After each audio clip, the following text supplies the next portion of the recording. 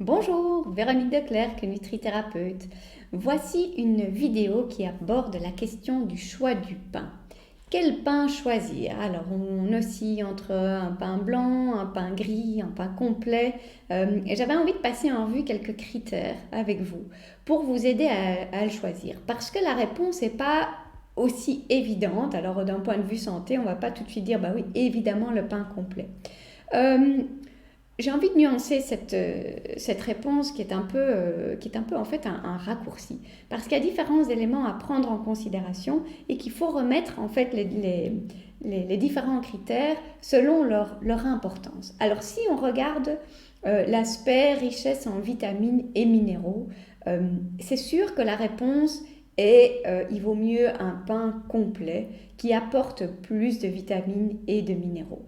Les vitamines, les minéraux dans la céréale, on va les retrouver dans l'enveloppe de la graine. Et donc, comme dans une farine blanche, on a écarté l'enveloppe et on a juste moulu le grain, eh bien, on a finalement une grande partie des vitamines et des minéraux qui ne se retrouvent pas dans ces farines-là. À l'inverse, dans des farines complètes, on a tout utilisé, le grain et l'enveloppe, et donc on a aussi une plus grande présence de vitamines et de minéraux. Donc de ce point de vue-là, oui, c'est plus intéressant d'avoir un pain complet. Mais ce qu'on trouve aussi dans l'enveloppe des grains, c'est d'une part tout ce qui est pesticides ou résidus de pesticides, si on est en présence de grains qui ont été aspergés, qui sont pas bio. Donc consommer un pain complet qui n'est pas bio, c'est pas un si bon calcul que ça, de par cette exposition importante en résidus de pesticides, donc en toxines. Même à faible dose, certains de ces produits sont néfastes pour la santé via une action qu'on appelle des perturbateurs endocriniens. Donc un pain complet uniquement s'il est bio. Alors, autre chose qu'on retrouve aussi dans l'enveloppe de la graine et donc dans les farines complètes, dans les pains complets, ce sont les fibres, et en particulier un certain type de fibres qu'on appelle les phytates. Alors, les fibres, de manière générale, c'est un élément qui est vraiment intéressant dans notre santé, qui est très bénéfique pour notre microbiote, pour notre flore intestinale, au niveau du côlon. Donc, on a besoin de fibres, c'est plutôt une bonne chose. Il faut un petit peu nuancer par contre, parce que les phytates en particulier vont avoir un effet aussi sur comment on peut absorber certains minéraux. Et il y en a un en particulier qui est le zinc. Le zinc qui va être beaucoup moins bien absorbé s'il y a beaucoup de phytates. Donc ça veut dire que on va choisir des grains entiers, on va choisir des farines complètes pour avoir beaucoup de vitamines et de minéraux. Mais en même temps, on a aussi beaucoup de phytates. Et donc, du coup, on ne va pas bénéficier tout à fait de ces minéraux parce qu'ils vont être moins bien absorbés. Donc, on se retrouve un petit peu pris entre deux feux. Est-ce que du coup, on choisit le pain blanc ou est-ce qu'on choisit quand même un pain complet, mais voilà, avec ce côté fibre qui a à la fois des avantages, mais aussi un sérieux inconvénient au niveau de l'absorption des minéraux et du zinc en particulier. Donc, quelque part, le compromis qu'on peut faire entre les deux, c'est de choisir pour des pains qui soient semi-complets. De cette manière, on a quand même une plus grande richesse de vitamines et de minéraux, mais on n'a pas non plus trop de fibres qui vont inhiber, qui vont limiter l'absorption des vitamines et des minéraux. Donc ça, c'est une possibilité. Une deuxième possibilité, c'est d'aller choisir des pains qui soient préparés avec du levain. Parce que le levain va en fait quelque part déjà prédigérer les phytates, va les rendre beaucoup moins agressives quelque part et va diminuer ce rôle d'inhibition de l'absorption du zinc et des minéraux. Donc le levain pour ça, c'est un côté intéressant qui va en fait augmenter la biodisponibilité des micronutriments. Ça veut dire tout simplement de la façon dont on va les absorber. Il ne suffit pas de les mettre dans son assiette. Encore faut-il voir comment est-ce que notre corps va pouvoir les absorber d'une part et puis les utiliser aussi. Donc ça vous donne déjà deux critères. Alors il y a un autre critère qui est très important dans le choix du pain. Au-delà de tout ce qui est micronutriments avec vitamines et minéraux, c'est l'effet que va avoir le pain sur la glycémie. Alors la glycémie, c'est le taux de sucre dans le sang. Et le pain, en tant que féculent, va avoir un impact sur notre glycémie. Un impact qui sera plus ou moins grand, mais qui peut être très important. À titre d'exemple, si vous mangez par exemple 3 tartines de pain blanc, vous avez une glycémie qui va augmenter comme si vous aviez mangé 13 morceaux de sucre. Ça ne veut pas dire qu'il y a du sucre dans le pain, mais ça veut dire que le pain blanc, quelque part, se digère tellement vite, déjà au niveau de la bouche, en fait, avec le mélange de la salive qui est un premier suc gastrique, eh bien, déjà, ça commence à cette étape-là. Et ensuite, eh bien, l'amidon du pain est très très vite digéré, se transforme tout de suite en glucose et il n'y a rien qui peut freiner le passage du glucose dans le sang, dans le pain blanc. Donc ça vous provoque un pic de glycémie qui est vraiment très important.